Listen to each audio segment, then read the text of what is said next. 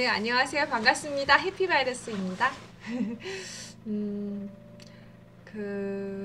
오늘은 법륜 스님의 희망편지 중에서 예전에는 몸통이 꼬리를 흔들었다면, 읽어드릴게요.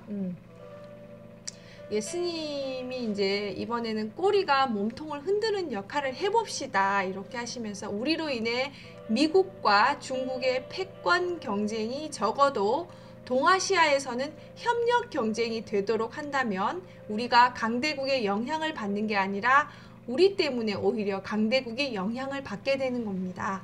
이런 문명사적 전환을 이뤄내는 역할을 우리가 한번 해볼 수는 없을까요? 네, 이렇게 물음표를 던져주셨는데요. 스님의 하루에 올라와 있는 내용 중에서 꼬리가 몸통을 흔드는 문명사적 전환을 우리가 만듭시다. 그래서 남북 화해와 평화 네트워크 워크숍에서 했던 내용을 읽어드리도록 할게요. 스님이 하신 내용 말씀 중에서 읽어드릴게요. 열띤 토론을 마무리하면서 정리 말씀 해주신 부분, 저는 두 가지 관점을 말씀드리고 싶어요. 첫 번째 관점은 지금 한반도는 미국과 소련의 냉전 체제의 잔설이 아직 남아있는 상태에서 미국과 중국이라는 새로운 패권 경쟁 체제를 맞이할 수밖에 없는 상황이라는 겁니다. 이때 과연 우리가 해야 할 일은 무엇일까요?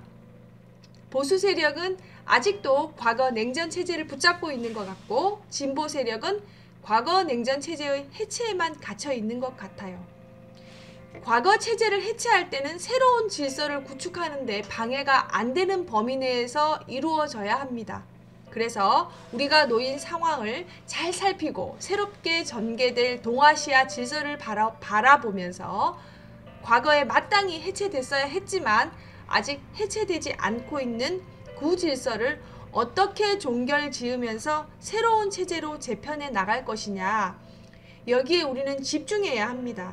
이에 대해서 지난 6개월간 연구원에서 많은 연구를 했는데 제가 볼 때는 아직 마무리가 덜 된 것 같습니다. 두 번째 관점은 과거에는 우리가 강대국의 패권 경쟁 속에서 희생이 된 측면이 많았는데 우리가 또 새로운 패권 경쟁 속에서 일방적으로 편제되어 똑같은 희생을 반복하는 운명을 맞을 것이냐, 아니면 이번에는 어떤 지혜로운 노력을 해서 새로운 질서의 재편 과정에서 우리의 희생을 줄이고 번영을 누리는 방향으로 우리의 운명을 개척할 것이냐입니다.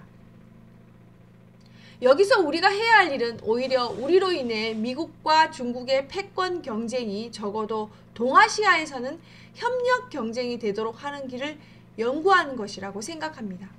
우리가 강대국의 영향을 받는 게 아니라 우리 때문에 오히려 강대국이 영향을 받는, 예전에는 돼지 몸통이 꼬리를 흔들었다면 이번에는 꼬리가 몸통을 흔드는 그런 문명사적 전환을 이뤄내는 역할을 우리가 한번 해볼 수는 없을까요?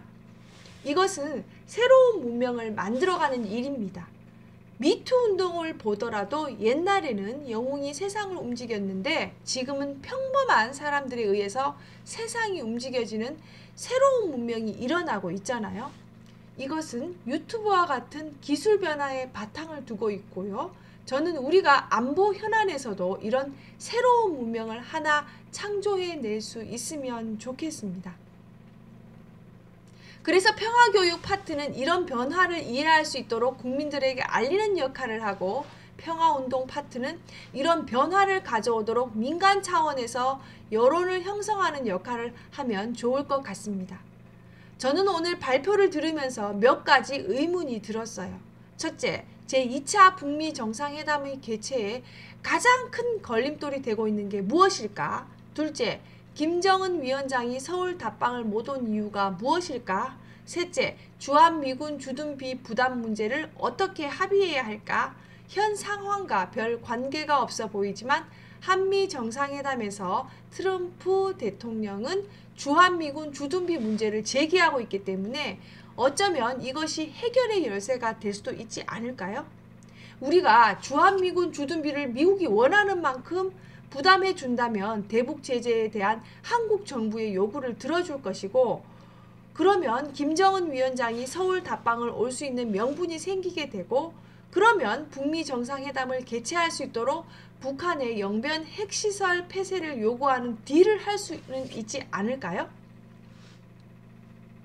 만약 이런 예상이 맞다면 동독에 주둔했던 소비에트 군대의 러시아 이전에 따른 엄청난 주둔비를 독일이 다 부담해 준 것처럼 우리도 트럼프 대통령이 원하는 대로 주한미군 주둔비를 해결해 주는 게 크게 봤을 때 우리의 국익에 더 도움이 되느냐, 아니면 그런 부당한 요구에는 응하지 않는 게 더 국익에 도움이 되느냐에 대한 판단도 다시 해볼 필요가 있겠다 싶습니다. 이 문제는 옳다 그르다의 시각으로 볼 게 아니라 우리의 국가 이익에 어떤 것이 더 도움이 될 것이냐에 따라서 판단해야 합니다.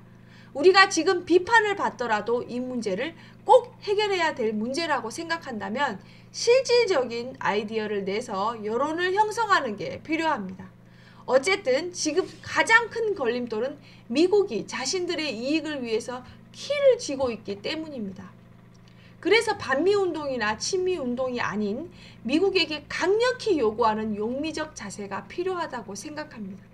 미국이 진정 우리의 우방이라면 한반도의 전쟁 위기가 평화로 전환될 수 있는 이 결정적인 순간에 대북 인도적 지원이나 종전선언을 통해 북한의 비핵화를 촉진시켜라, 한반도의 비핵화와 평화라는 역사적 과제를 풀 수 있는 굉장히 중요한 이 시점에 미국이 우리의 우방으로서 제 역할을 다해달라, 이렇게 요구하는 대중운동이 필요할 때가 아닌가 싶어요.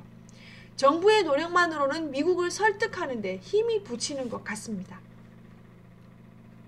그래서 저는 이제 뭔가 대중운동이 일어나야 될 때인가, 아니면 아직은 정부만 지켜봐야 될 때인가 하는 고민도 해볼 필요가 있다고 생각합니다. 이것이 저희가 2019년도에 해결해야 될 과제라고 생각합니다. 감사합니다. 네, 지금 내용을 보니까 또 새로운 또 변화가 또 필요한 시점이 아닌가 라는 생각이 드는데요.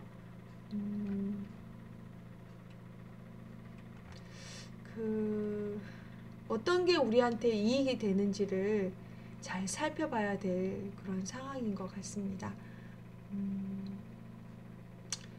저는 지금 읽으면서 이거를 영상을 다 찍고 나서 한 번 더 읽어봐야 되겠다 이런 마음이 드네요. 조금 약간